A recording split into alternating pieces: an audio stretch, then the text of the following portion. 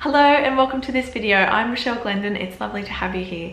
You're probably tuned into this video because you listened to my episode of the Supermum Podcast with Lisa York, all about slow living. So I thought, as a little extra, because I'm so grateful to you for listening to that video, to that podcast, that I'd make this video all about a little bit of a supplement to the slow living information that I shared in that podcast. So something that I'm really passionate about when it comes to slow living is how it can really foster a strong connection within your family. So I thought I'd talk about that. And I find that a strong connection is what leads to a really enjoyable time as a family. Really, as a parent, it can help you to enjoy parenthood a lot more. That connection with your kids and with your partner, but when you want your children to be cooperative, a really strong connection is probably the way to go over being coercive and kind of pushing them to be on their best behavior or whatever. If you've got a strong connection with them, then it's much easier to get them to be cooperative. And also it helps you to be a bit more mindful and understand where they're coming from as kids as well. So I think it's one of the main things for me is slow living breeds that really strong connection. And slow living is, as I mentioned in the podcast, it's all about figuring out what your priorities are as a person, as a mum, and as a family, and focusing on those. And one of the first tips that I can really share with you is all about how slow living impacts your time. And this comes down to your ability to be able to say no to the things that aren't a priority in favor of the things that are a priority. So really getting clear about what your priorities are is a really great start. And also deciding that you're going to be really ruthless when it comes to what you'll allow to creep into your diary. And that means that sometimes you have to say no to things even when you do want to do them. We try to keep at least every second weekend with nothing in the diary, or maybe one or two things. So it allows us to decide on the day, based on the weather, maybe we'll go for a drive to the beach. Maybe we'll stay home and watch movies. It's all about really focusing on what really matters as a family. So if you can reschedule your diary, if your kids are sick, it's a lot easier if you're focused on really honing in on what's important and what's really good to go in the diary and what needs to stay out. And this can take a little bit of time, a little bit of practice, and it does sometimes mean that you might have to let some people down. If you say you get invited to 3 birthday parties, which always happens, that all the birthday parties are on one day, realistically, do your kids, especially if they're young, have the energy to make it through 3 parties? And would you prefer to just choose one party to go to and really be there, really be present, focus on, the relationships with the people, talking to the people at that party, and not feeling like you have to quickly rush away to get to the next one, or, hopefully the kids fall asleep in the car and they can just have a quick nap on the drive to the next one, and then it's a disaster for the afternoon. So yeah, that sort of thing, I guess, is one of the ways that you can do it. But also, I know it's a completely different story for if you're working full-time and your kids are in daycare. They are tired as well, so it's really good to have the weekend as a time to just chill as a family. So if you're off and rushing around all weekend as well, you really miss out on the ability to have that connection, especially if you work early, you get home late, and all of that sort of thing. So slow living is not just for stay-at-home parents or with a family that's, a parent that's one parent at home. It's especially important for families who also both the parents work. So that might mean that maybe your kids only do one activity a week. Instead of doing swimming and soccer, maybe they can just do swimming in summer and soccer in winter, or something like that.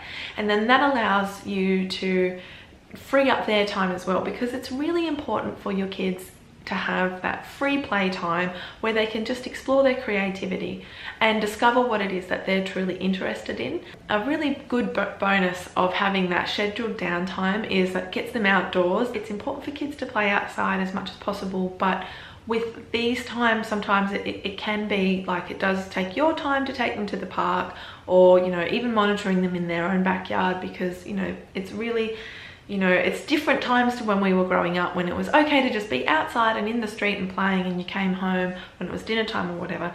We have to be a little bit more vigilant these days, or it feels like we do. So yeah, so I think it's important for creating those times where you're also available to go to the park and just not rush them, because How many times do you take them to the park and it's already like, okay kids, we've got to go home because we've got to do the next thing. Now I'm really guilty of letting Max watch a little bit too much TV when I've got a lot of things to get done. So I'm not gonna lie, that is something that I need to work on, but I do know that if I take the time to really take what is my priority, and my priority is my connection with my family, and that is important for me to take him to the park, enjoy that time together, sit down and do something creative with him.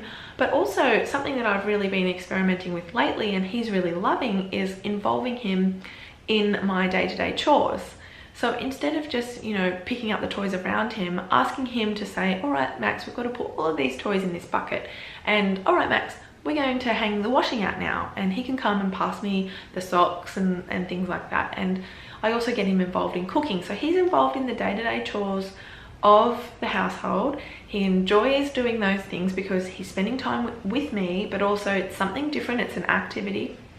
He loves to do the stirring and the mixing with cooking and things like that. And you can work in these age-appropriate stuff. But also, I know that if you're in that rushed state of that busy life, it's hard to have the patience to spend the time at the park, or spend the time waiting for them to pass the socks, or spend the time getting them to pick up the toys, or spend the time being very patient while they cut up the veggies, or whatever it is. But if you've got that slow living mindset, you have a little bit more of that time and patience and presence to be really involved in those activities with your kids and enjoy it and have a really fun time too. Whereas if you've got to rush off and you want to quickly get dinner on the table, then that's a completely different story. But when they're little, this is an important time to implement these things. They can see you prioritizing them, they can see you prioritizing yourself, they can see you prioritizing the things that actually matter, and you're not spreading yourself thin. So you're leading by example, you're being a great role model, you're less stressed. That's good for them, good for you, good for your relationships, and you're more focused, more present. That's really important too. And I think those are the things that, you know, those are the sorts of things that all families and all mums want to achieve.